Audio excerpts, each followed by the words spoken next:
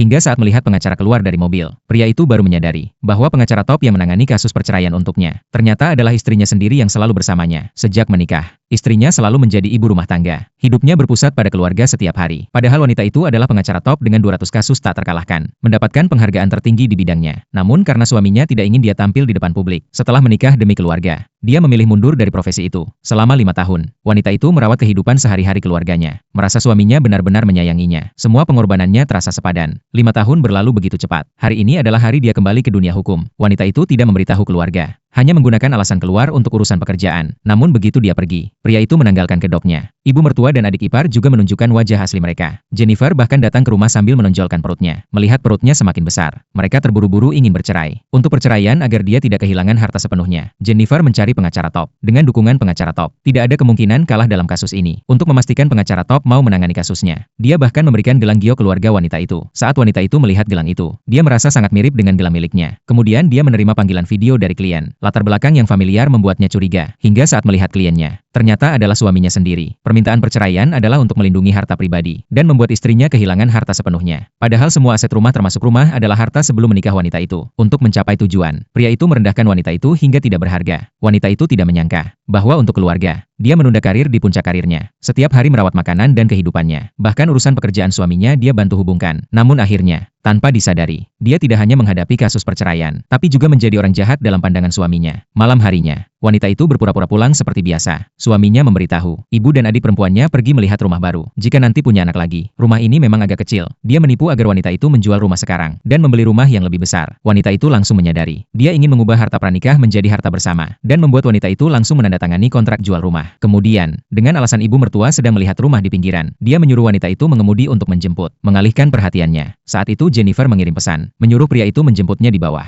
Wanita itu memanfaatkan kesempatan ini. Saat ganti pakaian, dia memasang kamera tersembunyi di rumah. Ternyata, pria itu tidak sabar membawa Jennifer masuk. Wanita itu ingin menakuti mereka dan memberi pelajaran. Namun pria itu mengunci pintu, lalu berkeringat membantu membukanya. Dia bertanya apakah AC tidak dinyalakan. Pria itu berbohong tanpa berpikir panjang, mengatakan AC rusak. Wanita itu mengikuti perkataannya masuk ke kamar. Meskipun tahu Jennifer bersembunyi di bawah tempat tidur, dia tidak segera menangkapnya. Namun menelpon teknisi, meminta teknisi profesional memeriksa AC kembali. Setelah teknisi pergi 2 jam kemudian, Jennifer yang merasa sangat dirugikan, menggoda pria itu dengan manja. Pria itu semakin membenci istrinya. Melihat video perselingkuhan suaminya, wanita itu tidak mau kehilangan kesempatan mempermalukan mereka. Dia menerima kasus perceraian untuk dirinya sendiri. Mendengar itu, pria itu langsung memberikan deposit 500.000 sebagai uang muka. Namun begitu kasus diterima, keluarga suami langsung ingin mengusir wanita itu dari rumah. Pria itu juga membawa Jennifer ke rumah, memberitahu wanita itu bahwa sidang perceraian akan digelar 3 hari kemudian. Wanita itu tidak mengerti, ingin alasan perceraian. Pria itu dengan wajah penuh penghinaan, mengatakan bahwa dirinya sekarang adalah wakil